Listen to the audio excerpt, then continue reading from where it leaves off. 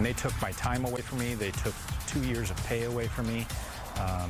All of the things. And so, they need to make you whole as well.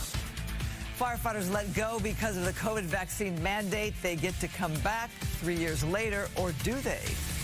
Good evening. Welcome to Fox 7 News at 10. I'm Alex Michelson. And I'm Christine Devine. New at 10, the city of L.A. ended their COVID-19 vaccine mandate last week. But there's still confusion among firefighters fired over the mandate. They want to know why the city's continuing the process to fire them. Fox 11's Ed Lasco's live in Hollywood with details. Ed?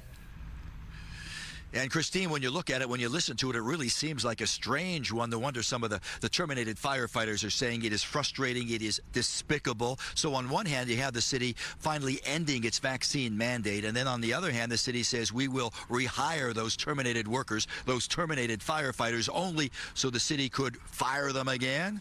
Watch. LA City firefighters answering the alarm, but now there are some who feel the city is not giving them any backup, despite what city leaders are saying, offering to rehire the terminated firefighters. They're just talking points, and they're destroying people's livelihoods. I mean, families have been crushed over this, and it's really despicable. No mandates! It's the continuing fallout from LA's controversial COVID-19 vaccination mandate.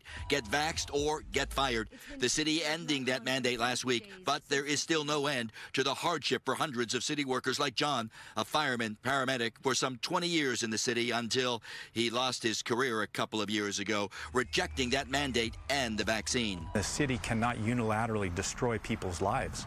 This is horrible, and this is not the United States of America when we're forcing medical treatment on people. As the city ends the mandate, it starts what it's calling a pathway for the terminated firefighters to reapply for their jobs, but that doesn't seem as good as it sounds. Here's why. The top chiefs in the fire department stating the city will reinstate, but at the same time continue with their Board of Rights process to terminate.